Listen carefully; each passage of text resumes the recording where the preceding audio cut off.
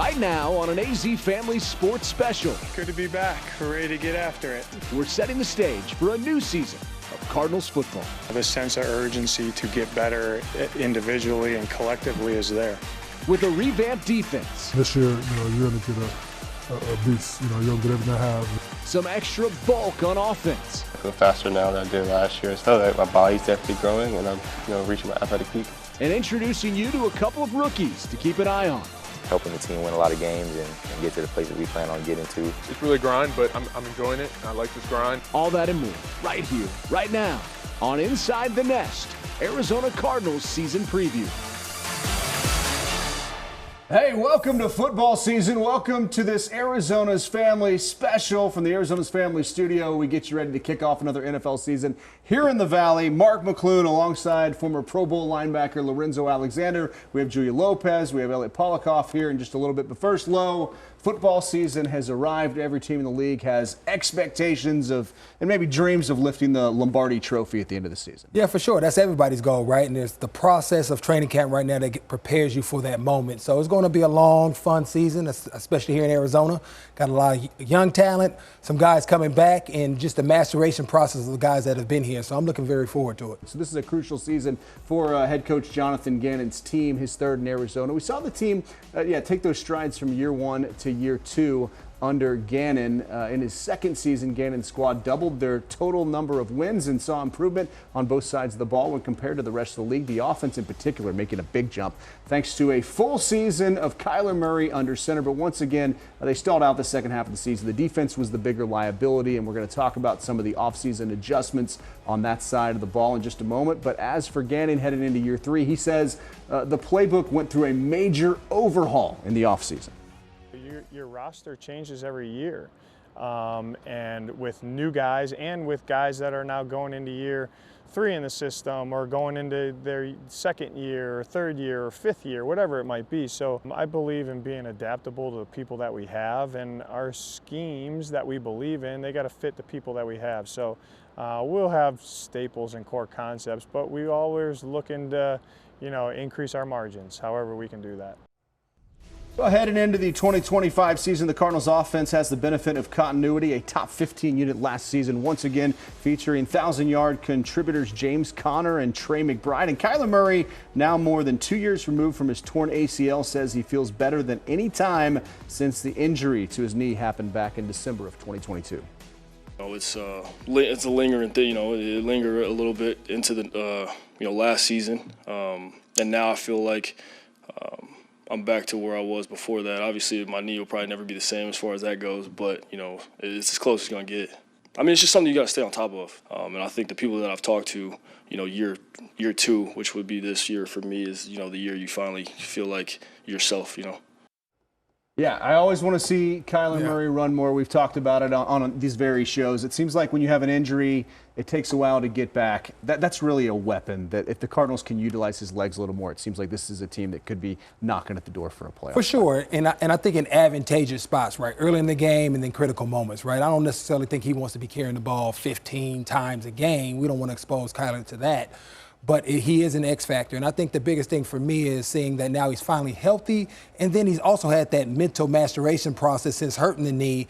And then when you combine that really being in the second year, really 2.5 years of playing in this offense, I think this is where we're going to really see the growth that we've always expected out of Kyler. And if you're a defense, I mean, how do you stop it? Kyler running, he's got 2,000-yard guys, and a Marvin Harrison Jr. who, last year had a pretty decent season and definitely wants to take a step forward this year. Yeah, it was inconsistent. What rookies typically are earlier on, trying to figure out, especially all the pressure that he had on him. And it's really good that he went and worked in the offseason when we talk about Marvin Harrison Jr. coming out with that extra bulk, and which I think is going to help him in a lot of different ways. Obviously, the grind of the season, and then being able to make those 50-50 catches that we want to be able to see him do when the ball is not quite perfect, but he's strong enough to go up and get it. And then in the running game, right, as far as him being able to block and hold off defenders, which I think is also going to pay off for him in the play-action game. Well, it seemed almost certain that wide receiver Marvin Harrison Jr. is going to take a step forward in his second season as a rookie. He clocked in at 209 pounds. Now MHJ has added 11 pounds. He's bulked up. He's been lifting and looks noticeably bigger. I had a chance to sit down with Marv and talk about the changes and how much he leans on his Hall of Fame father for advice on navigating the National Football League. What were the conversations like with your dad here in the offseason as you kind of looked at last year and kind of stacked up how you did and what you want to do this coming year? Yeah, obviously, for me, just giving him my experience that I had, and obviously him giving me his experience that he had, obviously a lot of similarities. And this is going to take time. Obviously, it's only year one, and hopefully, I have a very long career, and I can look back on my rookie year and just have a different perspective on it than maybe I had originally. And kind of dialed back each level that I've done. Obviously, high school is a lot. College is kind of dialed back some. Now, professionally, it's kind of dialed back even a lot more. So I think it's definitely letting me be my own person. Obviously, I know I can call him about anything, and he'll always be there to pick up the phone, answer any questions that I may have. First of all, how do you keep your speed up when the weight gets up, and what are your sort of goals this year about taking things to the next level out? Yeah, I think just with the speed, you obviously continue to do the speed training that I've been doing, and then when you're gaining weight, you don't want to gain fat, you want to gain muscle. So obviously the muscle can help you become faster, whereas fat might slow you down. So that's probably the big thing with the speed thing, just as I put on weight. I want to make sure I put on the right amount of things in my body to make sure that I still feel fast, probably feel faster now than I did last year. So I feel like my body's definitely growing, and I'm reaching my athletic peak. How do you take the next step this year offensively as a unit? Yeah, I think the big part is that we have the same guys back from last year, so I feel like we're very familiar with each other. And it allows us to kind of move people around and do different things offensively that maybe you couldn't do last year. So being versatile and what we can do with our personnel is going to definitely make a big change for us. Yeah, he's a fun guy to talk to. And if you look at his stats from his rookie year, they're similar to Larry Fitzgerald's. That's pretty impressive. I would just say for him to continue on that trend is, and he does this, he's a worker, right? We see him come back in the offseason bigger, faster, stronger, right? And then the consistency of putting the work in and day out. And like last year at training camp, so he's out there early. I know he's doing the same thing this year, and just continue to lean on his father. And guess what? He got Larry Fitzgerald in this market as well, because I've seen them hanging out as well. So he's going to be fine. It's just the consistency that you continue to develop as you get older, because you understand what you can and cannot do, and you really be able to refine this game. Yeah, he's always staying after practice and catching footballs on the machine, putting the work in. Now, while the Cardinal offense will benefit from continuity this year, the same cannot be said about the defense. Budda Baker, Mack Wilson Sr., and Zaven Collins will be anchors again this season, but the Cardinals brought in a handful of veterans to bolster the ranks, headlined by linebacker Josh Sweat, coming off a Super Bowl win with the Eagles. Akeem Davis-Gaither coming to Arizona after 4 years with the Cincinnati Bengals, and Dalvin Tomlinson will add some depth to the defensive line, along with veteran Calais Campbell. Now, Campbell is serving his second tour with the Arizona Cardinals after being drafted to Arizona in 2009. That was during the first Obama administration. He's still playing. He's made several stops around the league since then, playing in Jacksonville, Baltimore, Atlanta, and Miami. And now Calais comes full circle and sat down with our Julia Lopez to talk about his return to the desert.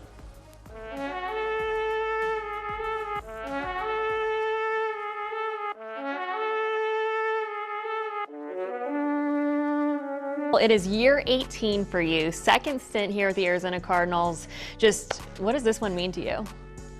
It means a lot. I'm happy to be back. I feel like it's a great team, a great organization, and a great fan base. And I'm just excited that I can still play football and try to help a team win some games. And you being a dad of 3, how does that help you be a better mentor to these young guys? I don't know. That's the first time I've ever asked that question. You have to be able to give guys a chance to mess up a little bit, and you give them corrections, and they're going to mess up a little bit more. And I think about back when I was a young player, and I had the same agent as Jason Taylor, and so I had a chance to sit down with Jason Taylor and talk with him, and he gave me a lot of nuggets, and I couldn't really implement them because I was just too young, right?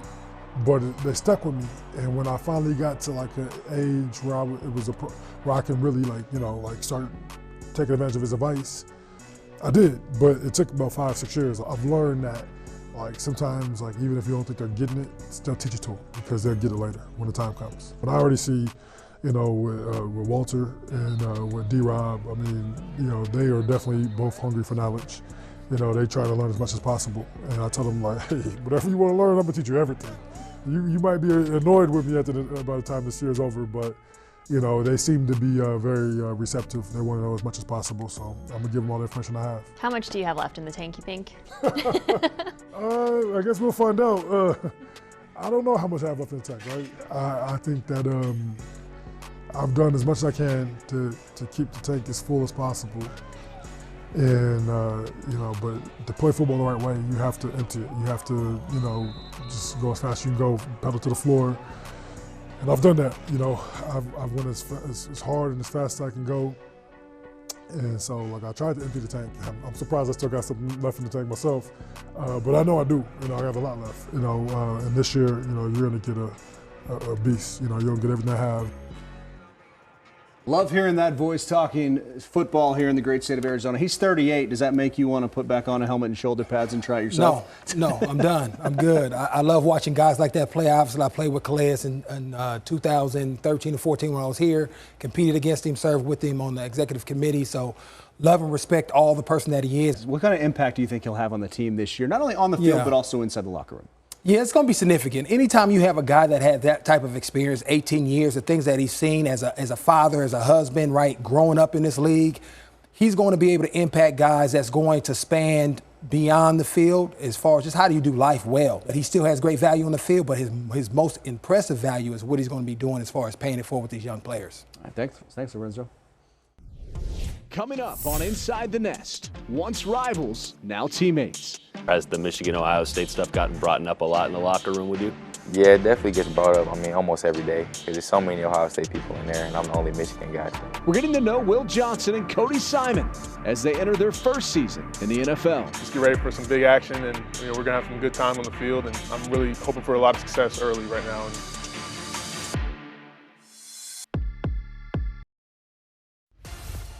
Hello? Is this Walter?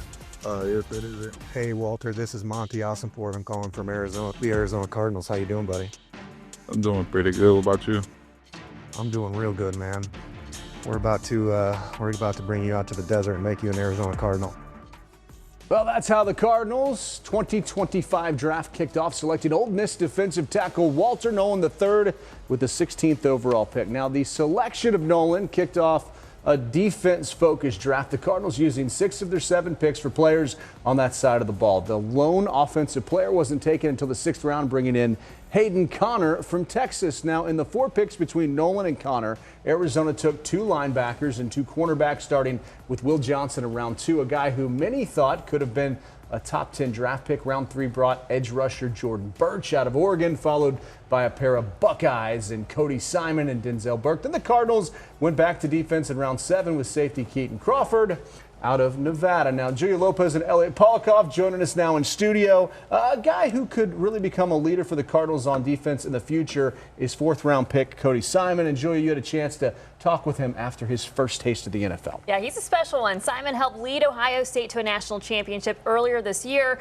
earning defensive MVP that win over Notre Dame. And his knack for leadership was reflected in the number he wore for the Buckeyes. With the 115th pick in the 2025 NFL Draft, the Arizona Cardinals select Cody Simon, linebacker, Ohio State. Let's go, Cardinals! What's been the biggest surprise of your time here in the Valley? I think number one, the heat. You know it's hot out here, but you're never prepared for actually how oven-like it really is out here. But I'm getting used to it, I think, and I'm enjoying it. You just finished rookie minicamp and then mandatory minicamp. How has just being out on the field with your new teammates been for you? Yeah, it's been a great experience. I've enjoyed every moment of it, really. And from the older guys taking you under their wing, or really just going through the struggles of really what it's like to be in the NFL. I think it's all part of the process, and I'm just excited for the future and excited what it's going to in store for me, really. And it's really a grind, but I'm enjoying it. How cool is it for you to have a defensive-minded head coach like Jonathan Gannon? This is going to be a great process for me. I think having an organization that really values their defense really strongly. Not to say Ohio State didn't, but this will be a different experience for me. So I really like what they do on the defensive side. There's a lot of different moving parts, but I think it's great for our system, and I think we'll have a lot of success this year. Was there a time or a moment when you knew, okay, I can actually go far with this? You went to Ohio State, NFL, but was there a time prior to Ohio State or even during Ohio State where you're like, oh man, I can play at the next level? A big part for me was watching my brother go through this type of success, and so he's playing in the UFL right now, but he paved the way for really our family and athletically. This time Brooks and Shane Simon, a terrific play, the linebacker for Pitt. I felt like if I just kind of follow his path and follow what he does, I could really have a future in this too. When I get this kind of praise, I always kind of deflect to him because he showed the way for me, and it allowed me to believe in myself more too. So that's really where I get it from, I think. What was that like, just growing up with him and you guys just kind of competing against each other? That was all we ever needed, and we grew up on all that competition against each other. And I never really won, but I think that's what made me better as a person and just as an athlete. For the non-Ohio State fans out there, you wore the Block O as a Buckeye. Can you tell us what that is and what it represents? It honors Bill Willis, the first African-American college football player at Ohio State. And the Block O really just symbolizes the entire culture of the team, the leadership, the gratitude, the character, and it's voted on by the players and the coaches. And so I felt super honored to be able to wear that jersey, and all the guys who've come before me wear that. It's a really important thing, and I'm thankful that they picked me for that. And my job is just to carry on that legacy and the responsibility that comes with it. And lastly, what do you want to tell the Red Sea before they see you out there on Sundays? Just get ready for some big action, and we're going to have some good time on the field, and I'm really hoping for a lot of success early right now, and I think with the team we have right now, we'll be able to do it. Yeah, he's a special one. You might not see Simon on the field too much to begin the season, but he's certainly a guy where his minutes could increase week after week. Yeah, and I wouldn't be surprised if he definitely got some minutes towards the end of the season. He's definitely also part of a pretty large group of Ohio State Buckeyes on the Cardinals roster. We'll break it down. Him and cornerback Denzel Burke coming in through that 2025 NFL draft, with offensive lineman Josh Fryer joining them as an undrafted free agent this offseason. And of course, they joined Marvin Harrison Jr. and Paris Johnson, first-round picks in 2024 and 2023, respectively. And Baron Browning, he's in his 5th season out of Ohio State. Of course, the Buckeyes, they've got no bigger rival than Michigan, and when it comes to the Wolverines, second-round pick Will Johnson, he's the lone Michigan player in the locker room. But when I sat down with the rookie, he says that rivalry's in the past, mostly. How's your time been so far as a member of the Cards? It's been great. I love Arizona, I love the city, love the people. We got a great team, great coaches, so everything's been great so far. I'm looking forward to the future. Have there been any moments that stand out that make it sink in a little bit, that like, man, I made it to the NFL, I'm with the Arizona Cardinals? I would say I think it was like our first day out there, and we hadn't even put helmets on anything yet, and we're just going through walkthroughs. I'm out there with the ones, I'm making checks with Buddha, and I'm like, this is kind of weird. Like, I'm out there with a guy I've been watching on TV for the last however many years it's been. He's been in the league, and now I'm here with him and on that same level. It's a young coaching staff, one that has a lot of defensive leaders, whether it's the head coach JG or Nick Rallis. I mean, what has it been like learning from them so far? It's been great. I mean, they got a lot of energy. They're very smart. They're very hungry. So, I mean, you can't ask for anything more than that. Just guys that are hungry and want the same things you want, just as driven as you are. So, I think they're going to do a lot of great things, and it's only the beginning for them and us too. What makes this a successful rookie year for you in your mind? Do you have any set goals or things that you're trying to accomplish? Yeah, I think, just finding my role on this team, earning a starting job, and helping the team win a lot of games and get to the places we plan on getting to. How big of a role did family have in shaping you into the football player and the man that you are today?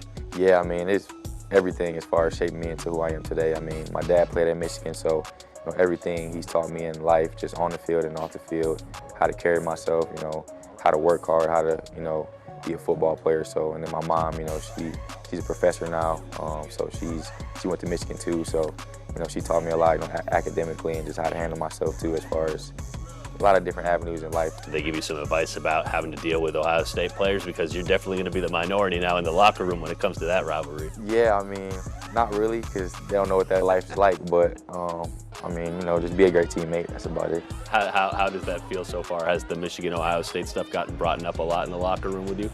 Yeah, it definitely gets brought up, I mean, almost every day, because there's so many Ohio State people in there, and I'm the only Michigan guy, so I'm always giving somebody some mess about it and some friendly banter, but that's about it. Arizona Cardinals have been kind of on an upward trajectory the last few years. I mean, to be on a team that's hungry to kind of take that next step and become a playoff team in the NFC West contender. I mean, like, what does that mean to be on this team that seems like it has such positive momentum? Yeah, it means a lot. I mean, you know, how everything happened with that draft and things like that. I mean, I feel like it's God's plan. I feel like I ended up in the perfect spot, perfect situation for me. I feel like we got a lot of great pieces this draft and free agency and things like that, maybe more to come. But I think we did a lot of great things this offseason so far, and I think we got everything we need in that building, so I'm excited to see what we can do with it. Still ahead on Inside the Nest. At the end of the day, you know, this is where my legacy is. This is where my legacy started. One of the best to ever play for the Cardinals returns to Arizona one last time. Patrick Peterson's final message before calling it a career. Next. Came back home, this is where it all started. I felt that it was only right for me to end my journey, you know, where it started. Well, this offseason, Patrick Peterson officially retired as an Arizona Cardinal, drafted 5th overall back in 2011. Pat P played 10 seasons in the desert, earning 3 first-team All-Pro honors and 8 consecutive Pro Bowl selections. Now, during that time, he was named to the 2010s All-Decade team, finishing with 28 interceptions, 91 pass breakups, and 499 tackles with the Cardinals. Despite how his time in the desert ended, Peterson says it was only right to officially finish his career where it started. You know, there was a lot of things, you know, said, and, you know, it wasn't the greatest departure. But at the end of the day, you know, this is where my legacy is. This is where my legacy started. Being able to achieve some of the things that I've achieved as an Arizona Cardinal is only so many people had the opportunity to do that. So my career is here. It lives here. Like I said, it was a no-brainer for me to come back here and retire a Cardinal where it all started. Yeah, we love a storybook finish and a happy ending there for Pat P, who you played with. Yeah. I mean, he's definitely a future Hall of Famer. You know, I remember him as a scary returner when I was in my Washington days when he got in the league. But when I had a chance to play with him, you got to see why he became so great, right? He had this uber talented, but his work ethic was second to none. All right, so what's the storybook finish look like for the Arizona Cardinals here in 2025? Playoffs, no playoffs? Elliott, what do you say? I think obviously a storybook finish is making the playoffs. I don't know if I can fully commit to that, but I do think they're going to be playing meaningful games in December. Yeah, I'm looking forward to the defense, the new guys they brought in, the veterans, and I think they're going to be a top 5 defense this season. All right, what do you think, Lo? Yeah, I'm right there with Eeyore as far as I can't commit to playoffs, but I think they're going to be playing viable games with the improved defense, and then Kyler Murray making the best decisions in those critical moments this year. Well, we're going to learn about it every day, every night here on Arizona's Family. We are your official Cardinal station in 2025. Join us every night for the Extra Point at 10:35 to hear from the Cardinals daily, and we'll be here after the games. Have a great football season, everybody. It's here. Thanks for watching Arizona's Family. Watch us live wherever you are. Our mobile and streaming news app. You can also watch us on Roku, Apple TV, Fire TV, and Android TV. Subscribe on YouTube for live breaking news and video on demand.